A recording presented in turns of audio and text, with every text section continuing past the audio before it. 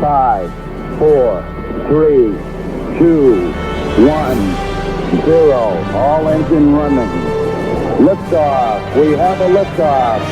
This is About Space, America's return to space, with news and information on our U.S. space program. Is your host of About Space, David Denault. Welcome and thanks for joining me today. Well, I have a story to share that's really far out, and I mean really far out. And joining me to talk about this new discovery will be Demeter, astronomer and director of the planetarium on Seminole State College in Sanford, Florida. Next, as America and the world is listening to About Space today. Are you ready to fly away on a dream vacation?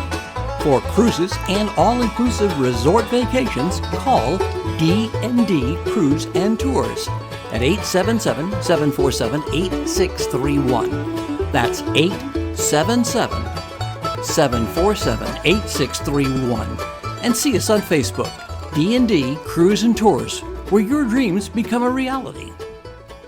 Welcome back. Astronomers and scientists have found the existence of exoplanets within our galaxy.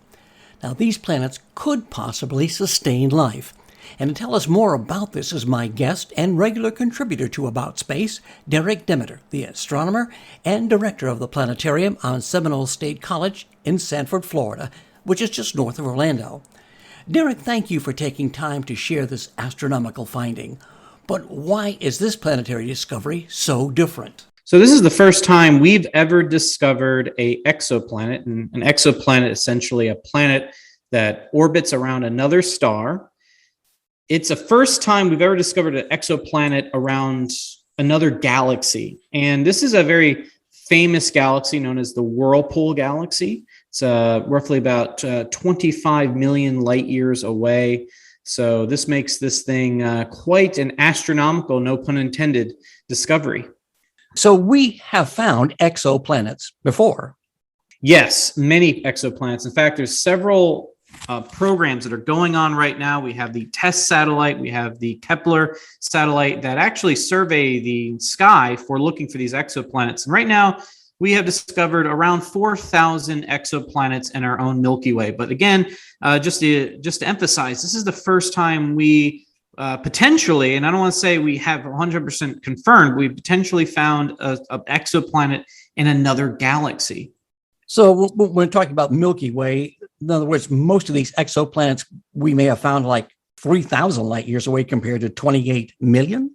That's right, yeah. So the exoplanets we're looking at are fairly close in our neighborhood of the galaxy. And we're talking about 3,000 light years in distance or so. And that's actually the amount of stars. When we look up at the night sky, we see the stars, those beautiful stars in our sky. Those are our nearest stars to our sun. And essentially, we're looking at just a very small fraction of the stars found in our own Milky Way. So when we look up in the sky, it may look like a lot of stars, but in reality, we're only seeing just a small, tiny fraction, maybe a percent or even less of a percent of the stars found in our own galaxy. And most of those stars that are in the sky contain at least one or more exoplanets. Now, must be a recent discovery. It's so recent that this being the first time they made an observation of this. We can't say indefinitely this was an exoplanet because we need a reference source. With science, it's all about repeatability. We want to find the same signal or same evidence over and over and over again to back it up, to make it more solidified.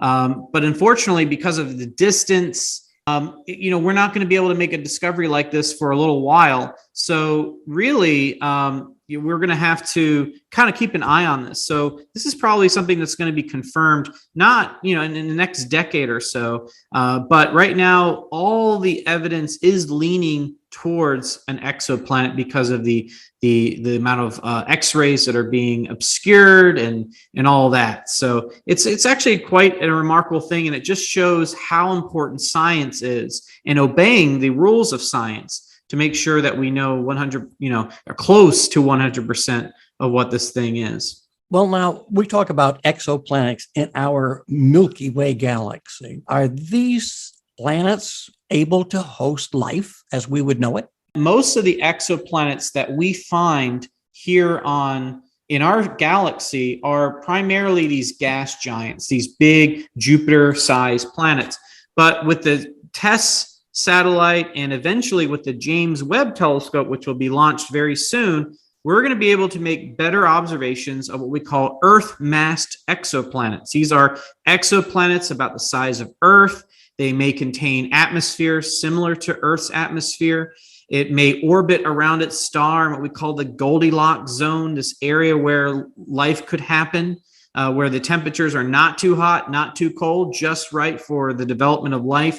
These things are slowly being developed, and hopefully in the next decade or so, with the development, with the launch of James Webb and the science that James Webb is going to collect, we'll be able to have a better grasp of how many of these exoplanets. We have found exoplanets that are Earth size. About several hundred of them are Earth size in mass. Now, we don't know much about them. We just know that they're about the mass of the Earth. They go around the sun or their star, around the area where we have this Goldilocks zone. But that's all we really know. We don't know much about these smaller planets. So really, to say whether they have life or not is high speculation. But again, with James Webb going up, we'll have a better grasp of really figuring out what these Earth-like planets really are like.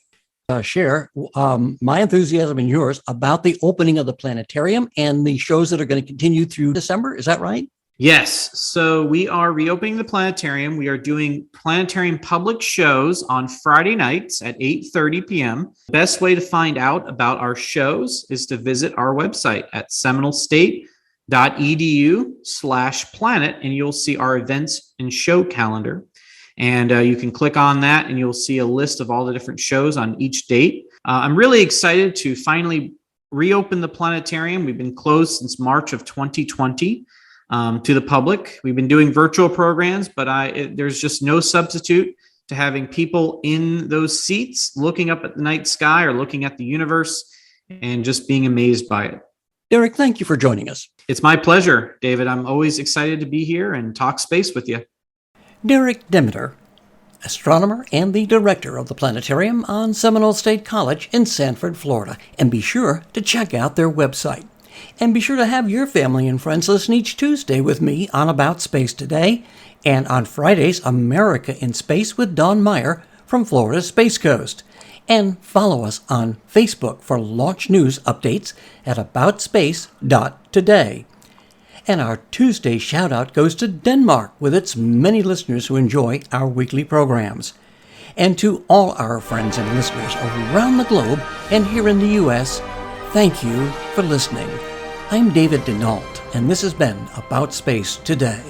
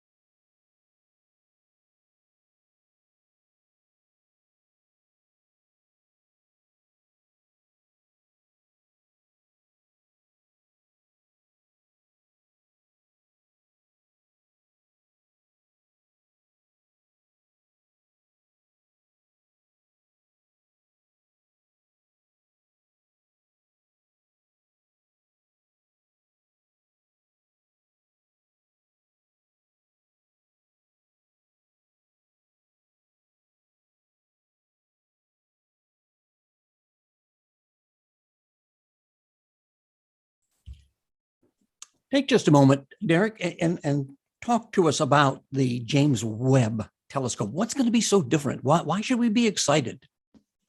So James Webb Telescope is the next generation space telescope. It's going to be looking in the infrared because what we're going to be looking for with the James Webb is the ability to look for these small Earth-sized exoplanets that are far, far away. We're going to be able to measure and look at the heat dispersion, basically the amount of heat either being absorbed or released in the atmosphere of these very far distant planets. What we do know is that different elements, oxygen, different molecules like carbon dioxide and water and things like that absorb heat at different amounts. And the amount of heat that's dispersed or absorbed by these planets will tell us what kind of atmosphere we're looking at, how much of the atmosphere we're looking at. And again, that's the main primary mission of James Webb, is to look for these potential worlds that could be like Earth. And it's really, really exciting because, of course, that's the next step, right? If we eventually want to leave our solar system behind and go visit these extra planetary or extra solar systems, we're going to need to know which ones are worth our time, because there's a lot of candidates.